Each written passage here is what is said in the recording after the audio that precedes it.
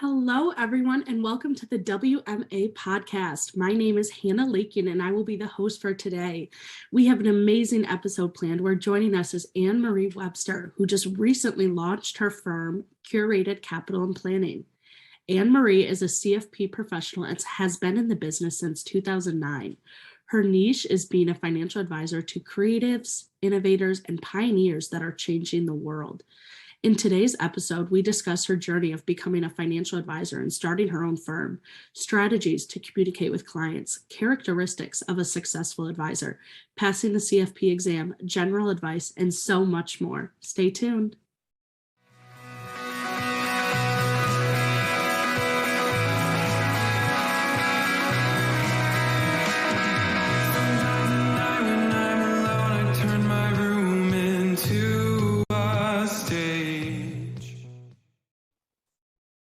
Welcome back, everyone, to the WMA podcast. Joining us today is Anne-Marie Webster, who just recently launched her firm, Curated Capital and Planning, that is a completely 100% virtual practice. Welcome, Anne-Marie, and thank you so much for being here. Thank you for inviting me. I'm very excited. Yes. Awesome, Anne-Marie. Well, I'd love to know a little bit more about your background and kind of your journey as you got to where you are today. Okay, well, I have always sort of been interested in personal finance. I watched, as I was growing up, my parents read all the Dave Ramsey books, like the Total Money Makeover and Financial Beast. And so they were shoving cash into envelopes all the time to make sure they didn't incur debt and to like save and not overspend. And I was like, that's pretty interesting. So then, fast forward a couple of years, I was working after college. I kind of bounced around a little bit. I was like, maybe I'll work in tech. Maybe I'll work in nonprofit. And was kind of at a point in my career where I was looking for something different. And one of my friends got an inheritance. And through the inheritance, he got a financial advisor from Edward Jones. And so one day he's in there talking about his inheritance portfolio or whatever. And the Edward Jones guy is like, hey, we are looking for advisors. Would you be interested in being a financial advisor? And my friend is actually a performance poet. And no, he absolutely would not want to be a financial advisor. But he said, I know someone might be interested. So he came to me and he was like, what do you say? You want to be a financial advisor? And I'm like, how hard can it be? So I went to, they had like this dinner where they feed you nice steak and tell you all about the career and what's expected and how much money you can make and how amazing it is. So I'm like, financial advisor, that sounds great. I'll give it a try. So that's what got me into the business. So since then, I've worked with large companies, small companies, publicly traded companies, privately held companies, like in every sort of situation you can imagine. So I'm very happy to be where I am now, which is the owner of my own firm. Yeah. So tell me more about that. Tell me about, being a firm owner and going into, launching your own firm. I guess tell me a little bit more about, Curated Capital and Planning and kind of why you decided to go that route. Well, whenever you are working with or for someone else, I don't know, there's always like the safety component of it. Like if something doesn't quite go right, there's always somebody else to blame. And so when you're an owner and it's your baby, it's like a whole different sort of motivation. Like you think about things differently.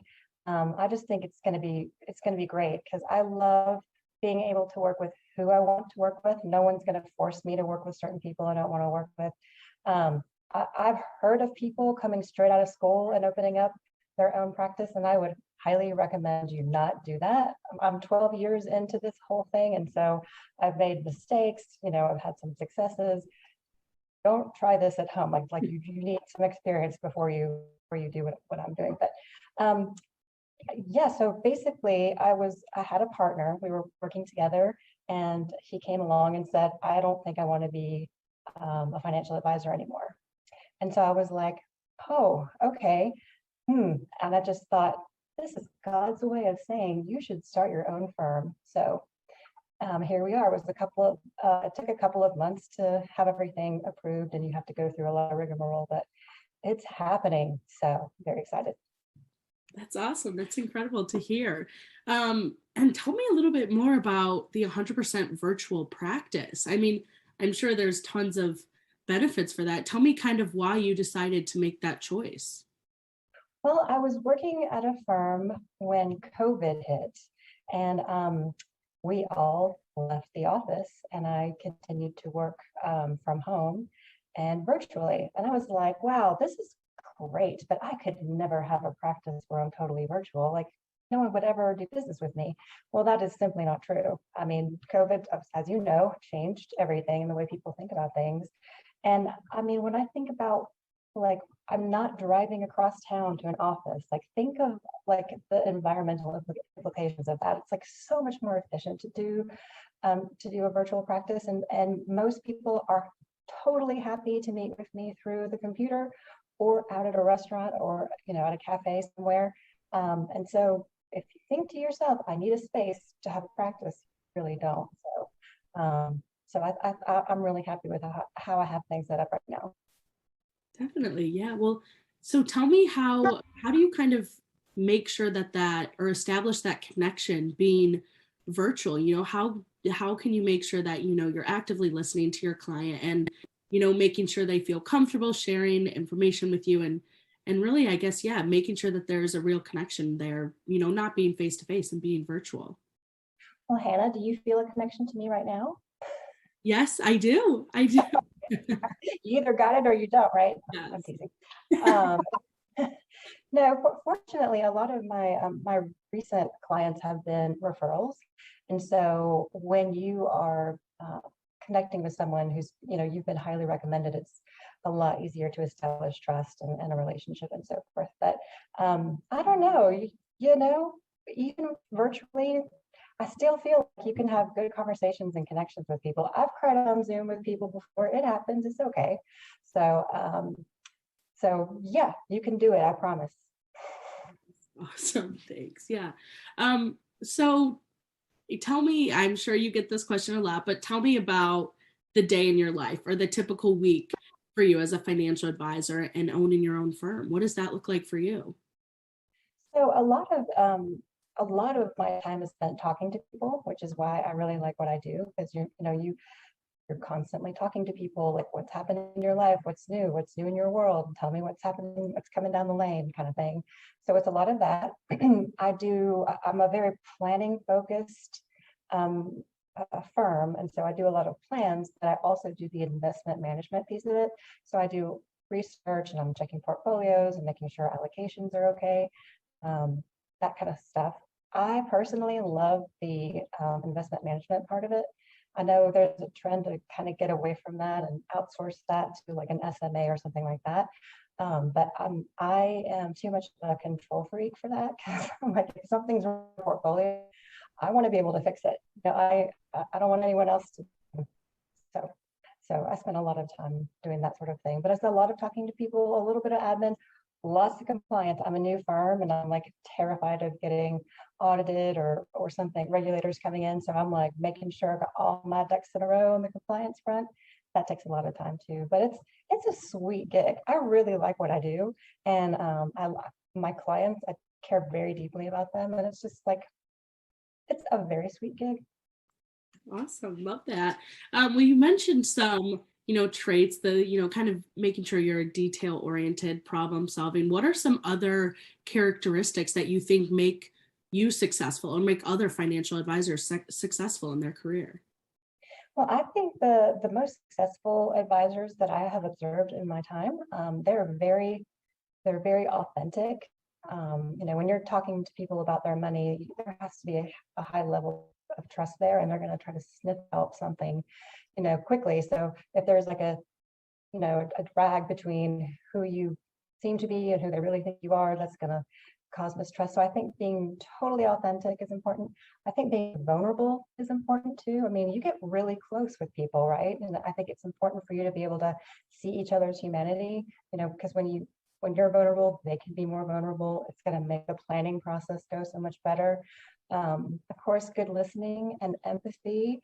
But the listening part, like this has happened to me several times before, where someone's like, oh, I can't retire. I don't have enough money to retire. But really, when you're talking to them, you find out that they're actually terrified of retiring because they don't know who they are without working. And so you have to kind of go above and beyond with the listening skills for sure. Definitely. So we kind of touched on this a little bit, but what are some strategies or ways that you best communicate with your clients to prepare them for a stable financial future? How do you kind of make sure that they're reaching their financial goals?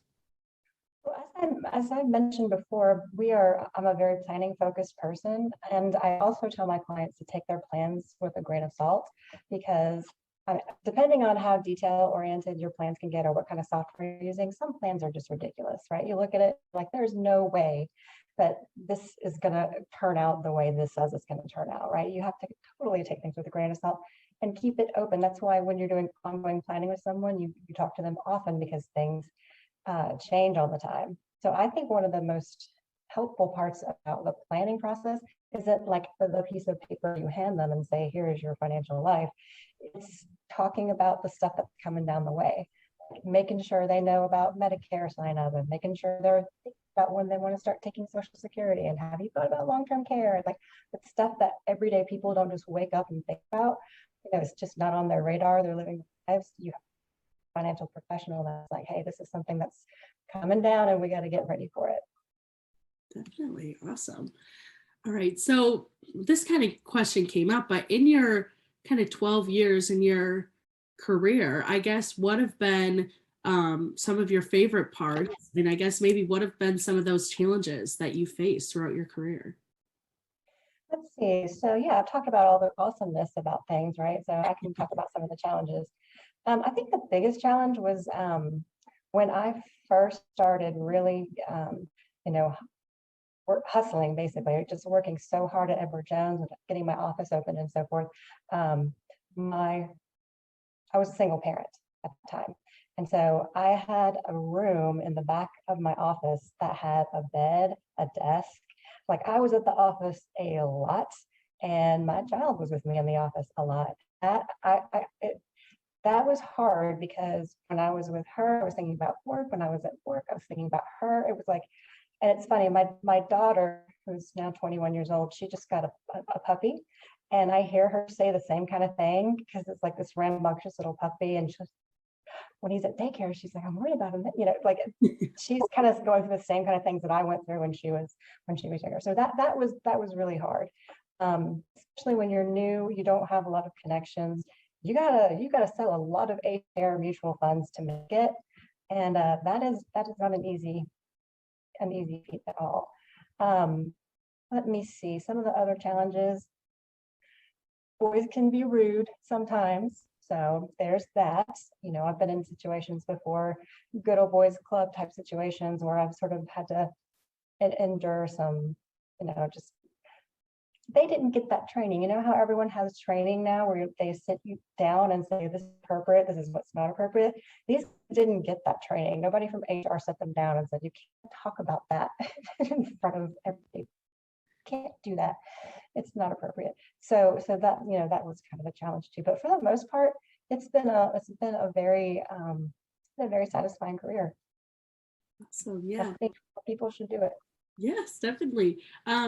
So what advice do you have then for, women who might want to enter into this field and maybe are worried that they might be treated differently or might not be able to get the same opportunities? I guess what for you was able to help you, stand out, be so successful?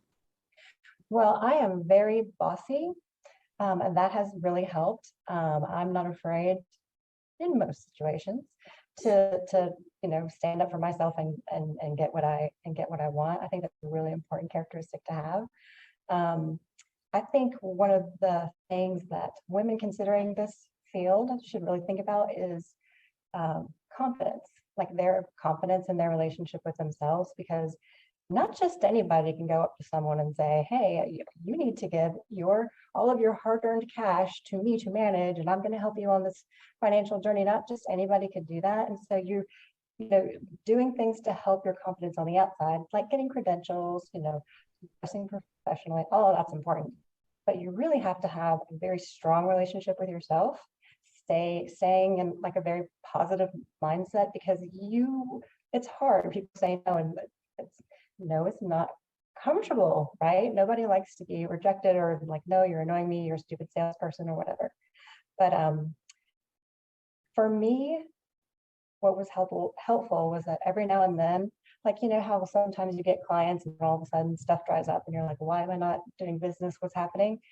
It usually has something to do like what's going on with me. So like stopping and saying, what am I doing to like bring down my vibe? Like, am I stressed about something? Am I enduring like a thing that's bringing me down, and getting rid of that? Because when you feel good and confident, like business just happens, and your phone's ringing off the hook.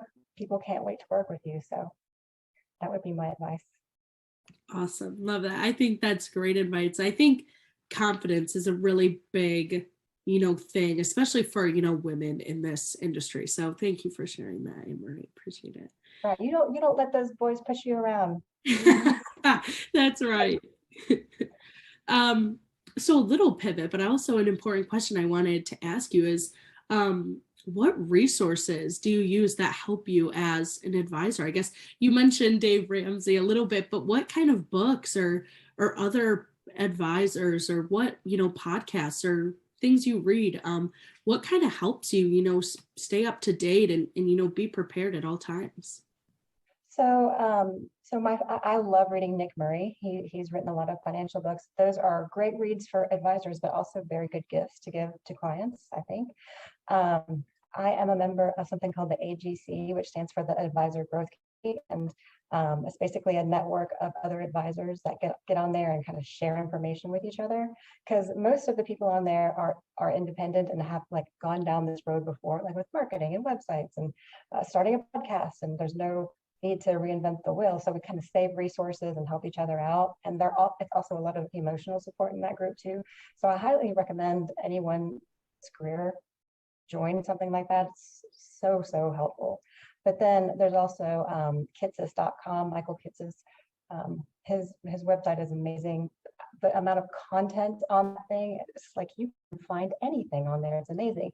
And wasn't he a guest on the show at one point too? I believe so. Yeah, I think so, actually. Yeah. Pretty cool. So those are the three things that I go to. It's nice to have plenty of resources. Definitely. Awesome. So I want to go into a question that maybe, what is something that people, should know about financial advising or going into a career as a financial planner, into that wealth management industry that, maybe isn't talked about enough? What should they know? Well, I think the thing that's not talked about enough is that we have zero diversity in this career. So less than 20% of advisors are women, and the numbers of people of color, it's like even less than that, men or women.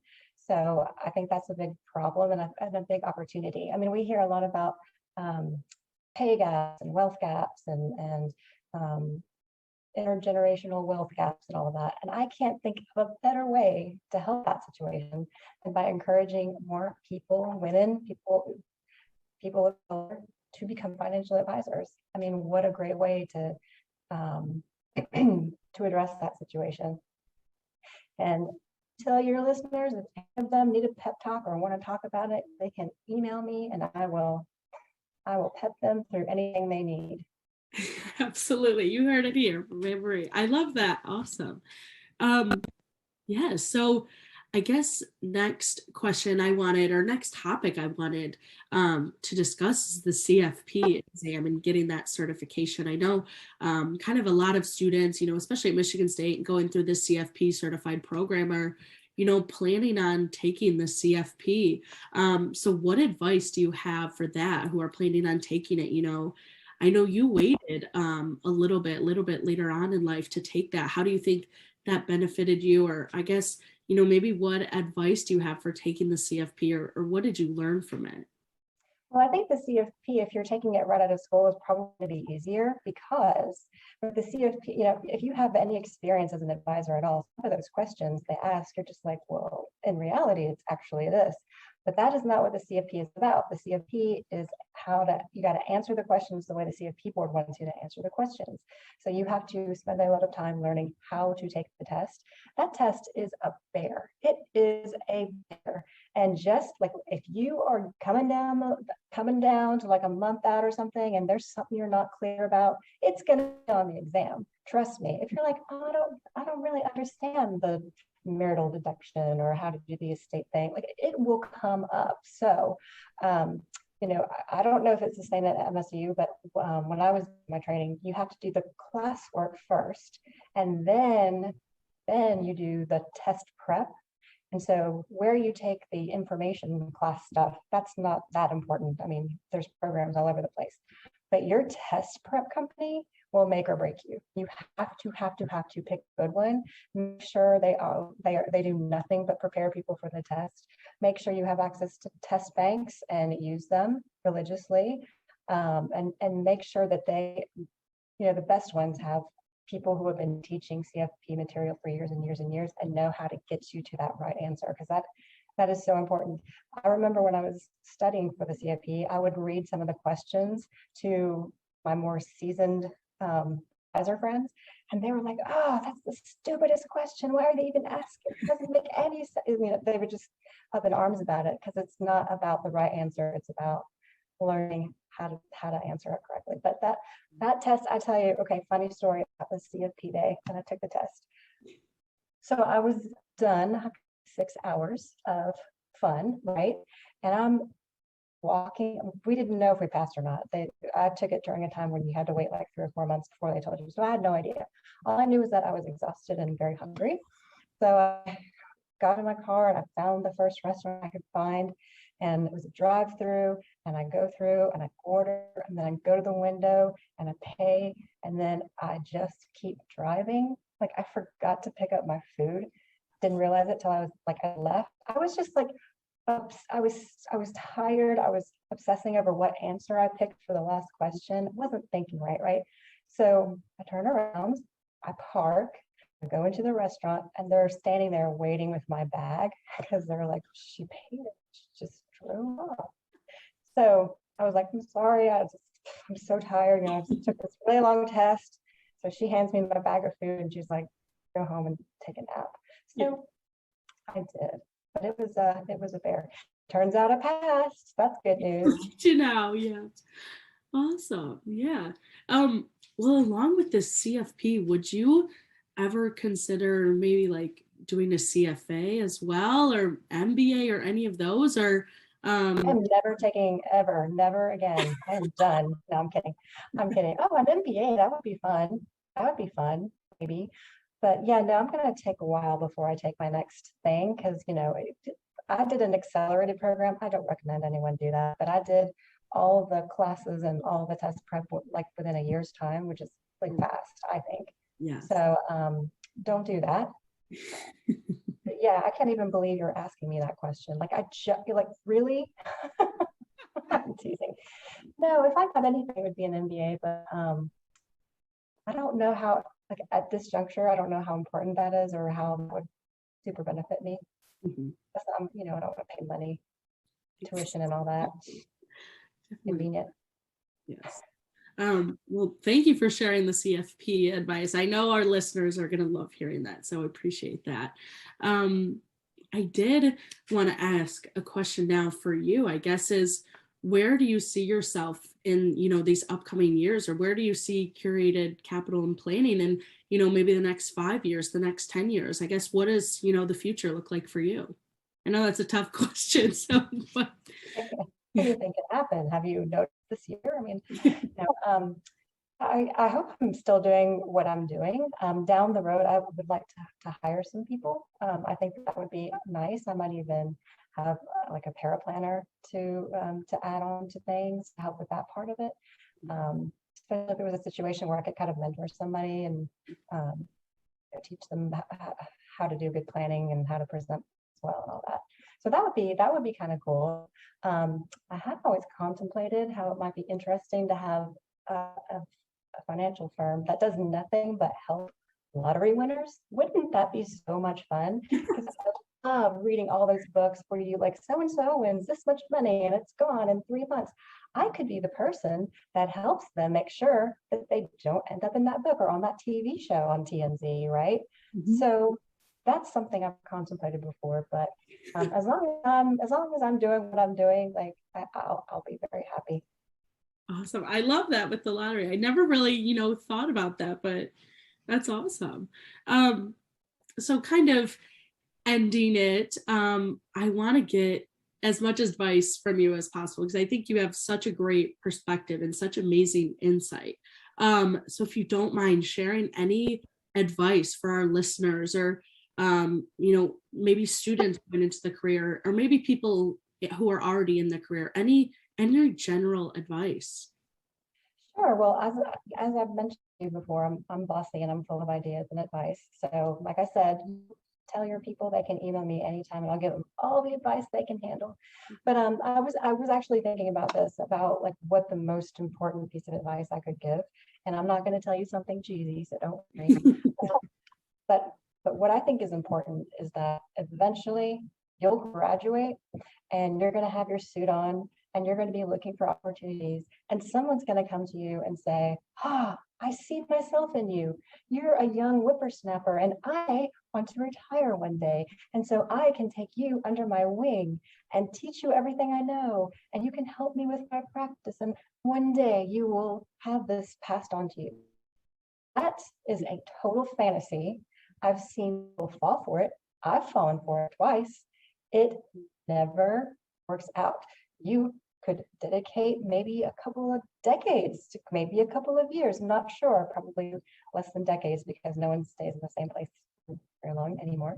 But and then they look at you funny one day and they freak out about retiring because financial advisors notoriously do not retire. They don't want to, they don't need to. And so they'll start freaking out, kick you to the curb, and you have nothing. You have nothing of your own. You have no assets, you have no clients, and you have to go, you have nothing. Your value, unfortunately, is tied to your assets under management, right? And the relationships that you can bring with you. And in that situation, you don't have any of that. That's all your power. So my advice would be, don't fall for that trick and put all of your energy into building your own practice, making your own clients, building that up. Because that's where your power is. So don't waste any time partnering around with being someone else's little pony. Like that's just not gonna happen. I've seen it fail so many times. I mean, does that ever come up in your classes? I mean, does anyone ever talk about that? I mean, a little bit, but I mean, when you graduate, it's gonna happen. I promise you. People are gonna be like, oh, they're fresh out of school. They know all these things. They're nearly CFP. And they're going to woo you and try to get you to fall for that trick, but don't do it. Remember what Anne Marie says. Do it. Got it. No. Yeah. Awesome. Yeah. Well, thank you so much for that advice, Anne Marie, and thank you for kind of sharing your journey through financial planning and kind of walking us through your career and your path and sharing advice as long as we went along. So I really appreciate it. Thank you, Anne Marie. You're welcome. This wasn't so bad for my first podcast. I was like, I thought it was going to be like way worse, but this was fun. Thank you so much. Good. I'm glad, Anne Marie. I love listening to you and talking with you. I love you. You already instill confidence in me. I love you. Call your own shots. You inspire you launch your own firm. It's amazing. So thank you so much for being on this podcast with us and sharing your perspective. Oh, go on. Thank you. I appreciate it. Yeah, definitely. Well, WMA podcast listeners, I hope you enjoyed this episode. Once again, Anne Marie Webster, who just launched her firm, Curated Capital Planning. Thank you so much. If you like what you just heard, please like, comment, and share. This is Lance Mullen, producer of the MSU WMA podcast. MSU WMA, or Michigan State University Wealth Management Association, is a student organization part of the Eli Broad College of Business, located in East Lansing, Michigan. Our mission is to inspire and educate the next generation of financial planners. Thank you for listening to today's episode. If you enjoyed, please check out our channel on all platforms such as Spotify and Apple Podcasts, and check out our social media at msuwma and msuwma.com.